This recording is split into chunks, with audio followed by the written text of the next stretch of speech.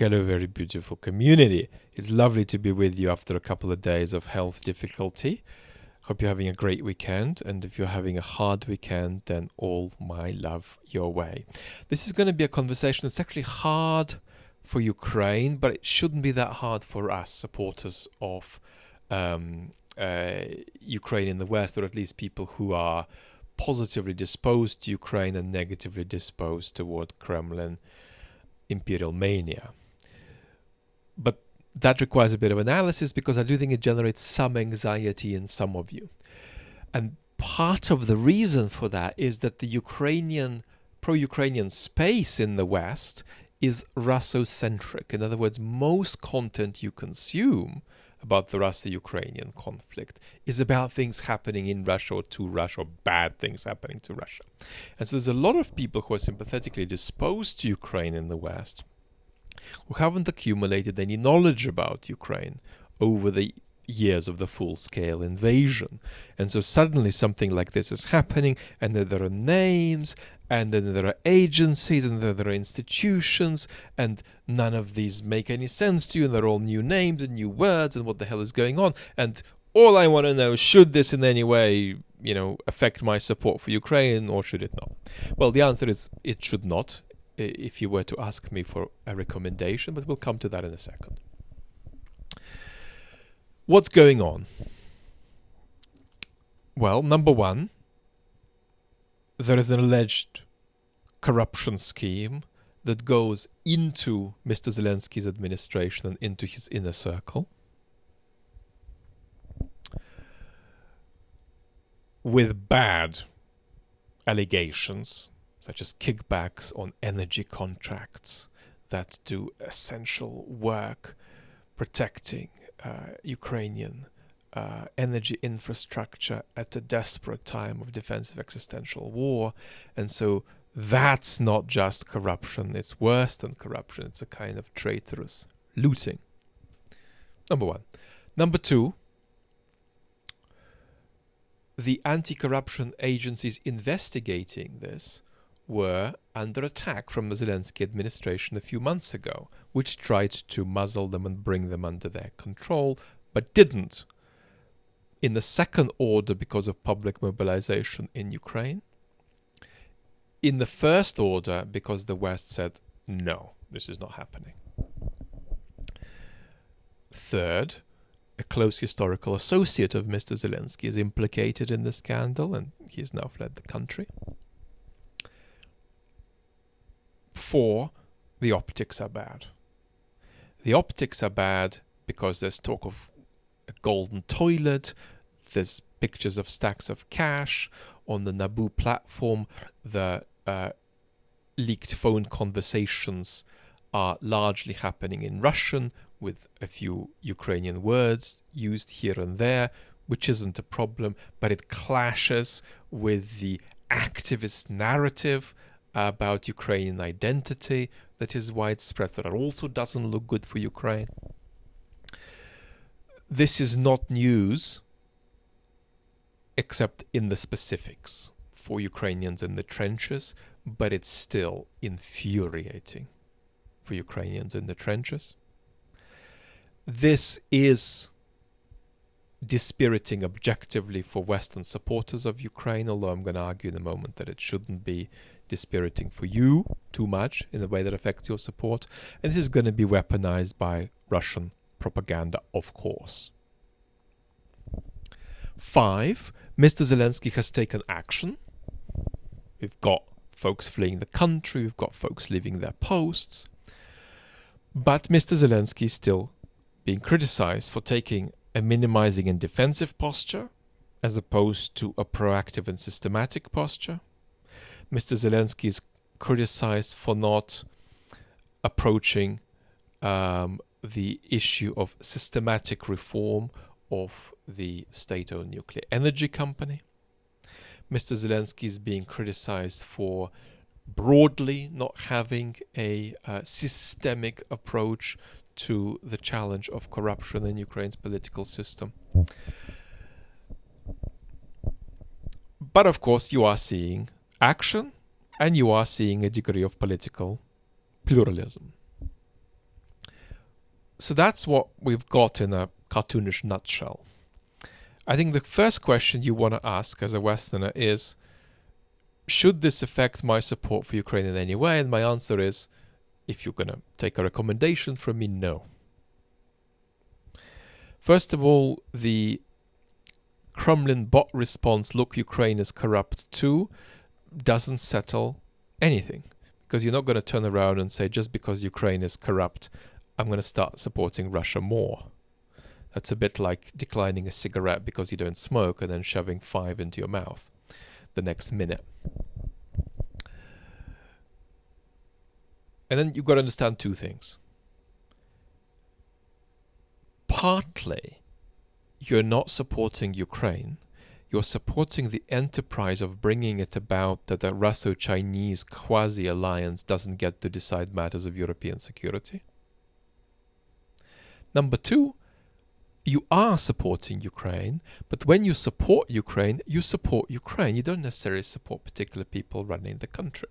And if the people are no good, you would support them being replaced. Now you might say it's none of your business. Well, it isn't any of your business. It's the business of Ukrainians, but it's not entirely not your business because for most people watching this, your countries are involved in significant support for Ukraine. So in that regard, you do get a say. So you wish for a less rather than a more corrupt Ukraine, obviously. If you're a realistic follower of Ukrainian domestic politics, you're not going to be surprised by a saga like this.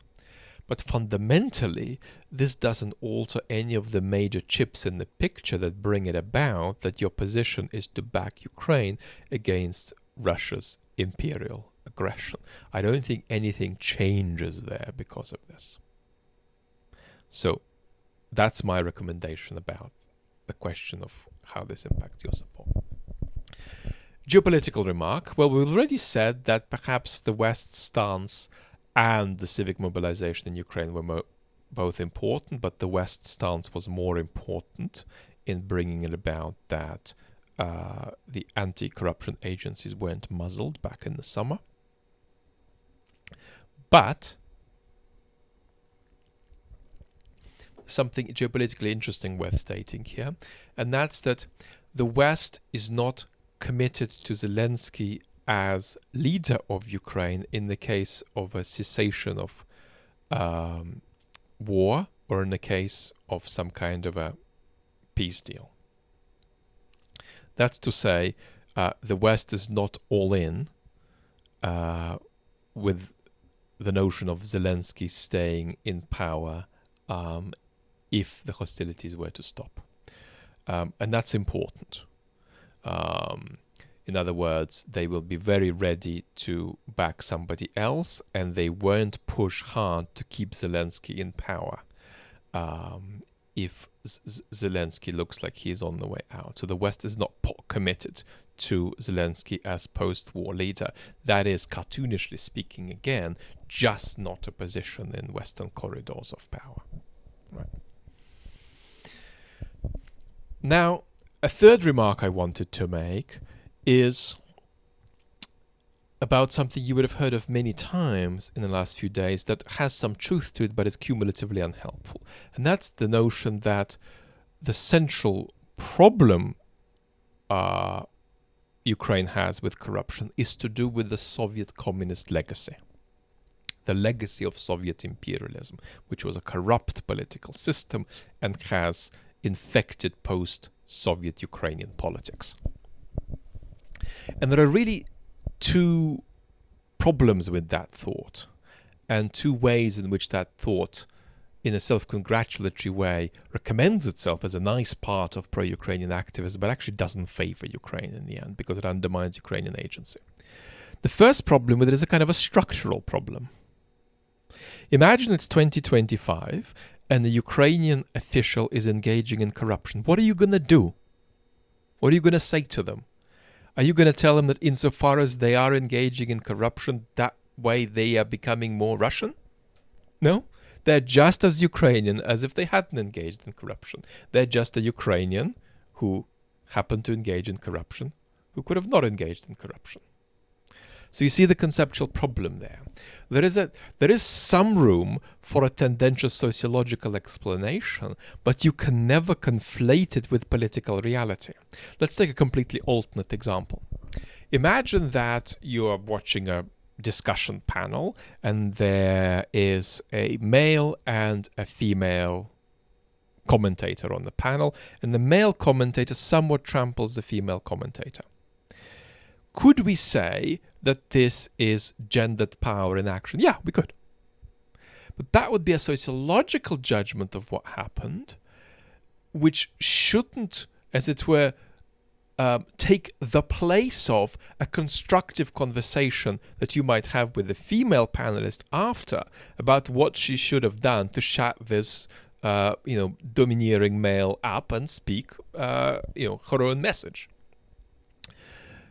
You see the problem, right? You're asphyxiating this female panelist's agency if you're just running the sociological story as an explanation of what happened. The real explanation of what happened from an engaged practical point of view will be on minute 4 you should have interrupted him, on minute 6 you should have told him to stop interrupting you, on minute 7 you should have told him to go screw himself and be silent for a few minutes because it's a panel, it's not just him speaking and so on.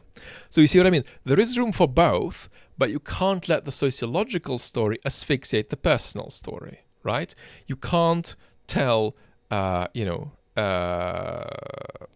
somebody who is engaged in corruption in Ukraine in 2025 that insofar as they're doing it, they are under the shadow of Soviet imperialism. There's something ludicrous about that, even though there's an element of truth to the sociological stories. That's the first point. There's a conceptual problem there. This often leaks too much into political explanation when it shouldn't.